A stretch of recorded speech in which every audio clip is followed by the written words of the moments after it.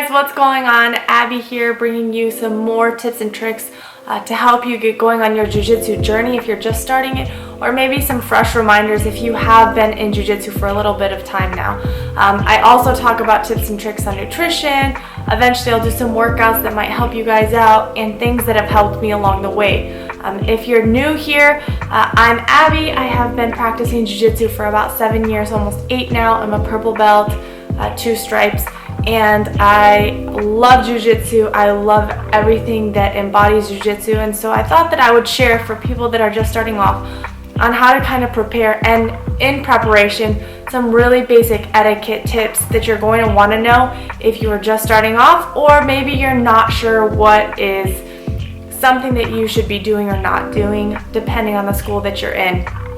Like I've mentioned, schools vary in their rules, in their I would say leniency to allow things to happen or not happen, but for the last several years I've been to 3 different schools, and all of these schools have had very, very similar rules and types of etiquette that most jiu-jitsu schools will have, and so I'm going to share them. If you find this helpful, make sure to subscribe.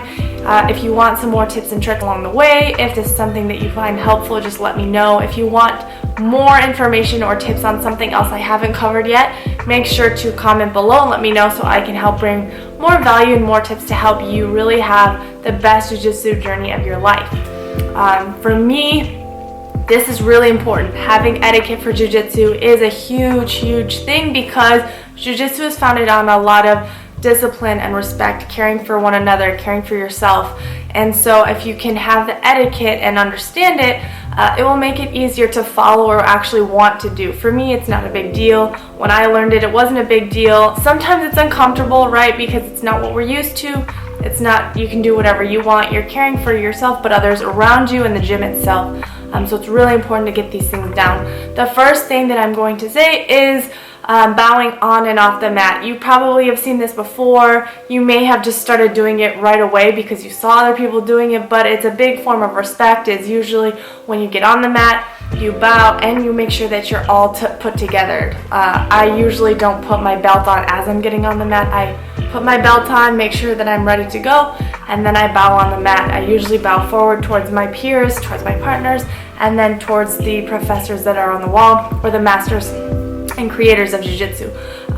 If your school doesn't have that, it may look a little bit different, but usually I bow towards my teammates and then towards the founders of jiu-jitsu, the Gracies, and then we get on. So the second thing I'll say is when you come on the mat and you are very new and you're a white belt, there is a level of ranking in which you're going to stand. So if you're not sure, it's usually going to have all the upper belts on one side, and then you're going to see them start to go into the blue belts and white belts.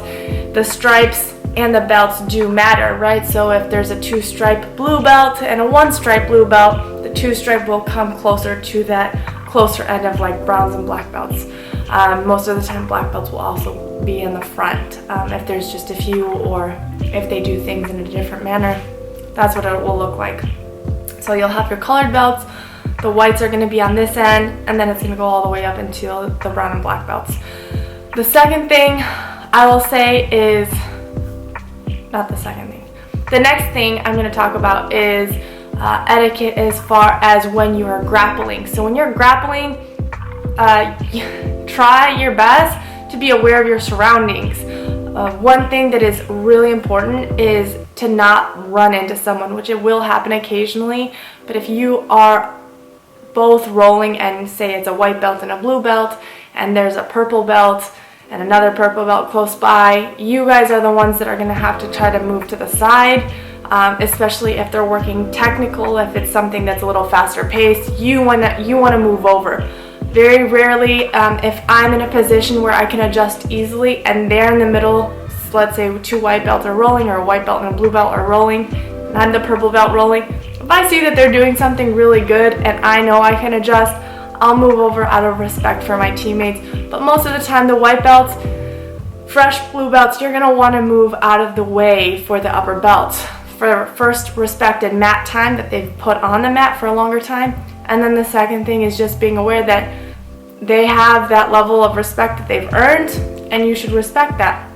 Obviously, it's not the same for everybody in every school, but anytime I'm near a brown belt or a black belt, I'm always moving. I'm hyper aware that they're nearby, just because that's what I started off doing. As a white belt, I was always off to the side. I tried hard not to engage unless they asked me to roll, or they, were interested in rolling or grappling with me. I tried to learn what I could from, the people that were also white belts or blue belts. And then once again, if I ran into them or near them, I'd apologize, or I would try to prevent it altogether and just move a few feet over to the other side. So if you're a white belt, have that respect for the upper belts. Move to the side if you see that they're working on something technical, or if you're not sure where they stand and what they think, if it's not a big deal to them, you can always ask. That's not a problem at all, okay? Another thing that I find to be a really big form of etiquette in Jiu Jitsu is making sure that you understand if an upper belt asks you to roll. They don't have to, but if they go out of their way and say, hey, do you want to roll? If you're a white belt or a blue belt, usually you don't want to say no. Unless you're injured or something drastic has happened, you don't want to turn down somebody above you. And even if they're scary, that much more of a reason for you to embrace the pain, to go for it. I remember when I started off, I never said no to somebody above me. And I believe that if someone is going out of their way to say, hey, do you want to roll? And they're light years ahead of you and they are higher ranked, you should take that role and use it as a lesson, use it as something that you can move forward with. A lot of times white belts should not be asking just anyone and everyone to roll.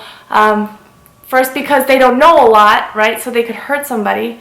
And second, because it's just that form of respect. And so if an upper belt asks you to roll, I would highly, highly suggest that you say yes. And if you're injured or if something has happened, you can let them know. If you're just going to be sitting around on the mat and you're refusing to roll, then you should just get off the mat.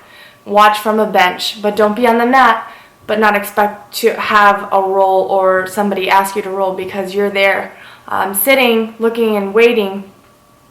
So that's something that I've seen. I don't think it's a really good thing that people should do because it's very confusing. So if you're on the mat, someone asks, you should say yes. If you're injured or you can't roll, get off the mat and just watch from the sidelines, but make sure it's very evident and clear.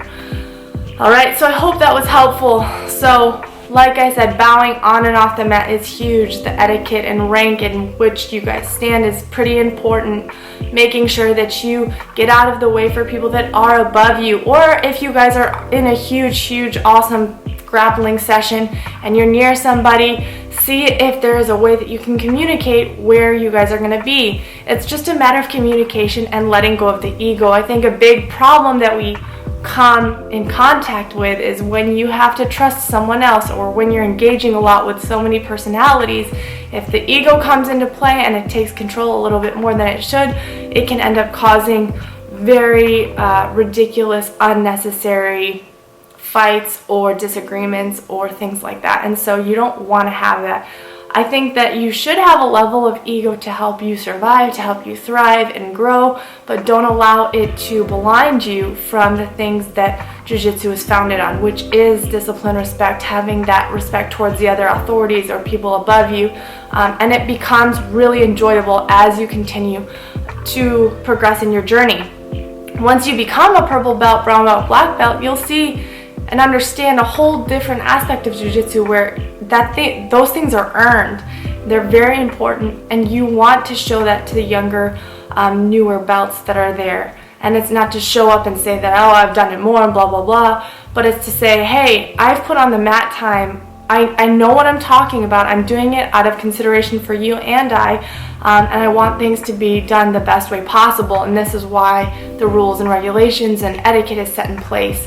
So I hope that was helpful. I know that it can be confusing and overwhelming in the beginning. It's very normal to feel that way. It's not a typical like basketball, soccer, where everything is cut and dry and easy to understand. Sometimes, depending on the school, it can change. People are more lax about the different regulations or etiquettes.